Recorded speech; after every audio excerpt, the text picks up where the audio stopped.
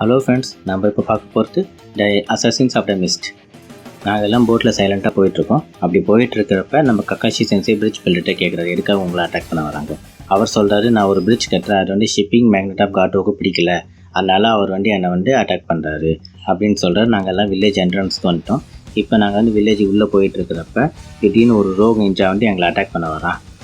அதை கக்காஷி என்கிட்ட சொல்கிறாரு, யாரும் குறுக்க வராதிங்க, நீங்கள் என்னோடய வழியில் தான் தலையிடுவீங்க, இப்போ நான் என்னோடய டெக்னிக் நான் யூஸ் பண்ணியே ஆகணும் அப்படின்னு சொல்லிட்டு அவரோட ஷேரிங் என்ன ஃபஸ்ட் டைம் காமிக்கிறாரு. நான் கேட்குறேன், இது என்ன ஷேரிங் என்ன எனக்கு தெரியவே இல்லையே.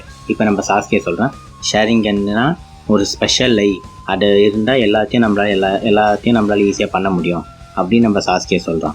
இப்போ நம்ம சாபுசா சொல்கிறான், அசசின் கக்காஷிட காப்பி நிஞ்சா, உன்னை பற்றி எங்கள் பிங்கோ புக்லேயும் இருக்குது, உன்னை நான் கொலை பண்ணிட்டு நான் உன் தலையை எடுத்து போய் கொடுத்தேன்னா எனக்கு நல்ல சன்மானம் கிடைக்கும். இப்போ இவங்க 2 பேர் சண்டை போடுறாங்க.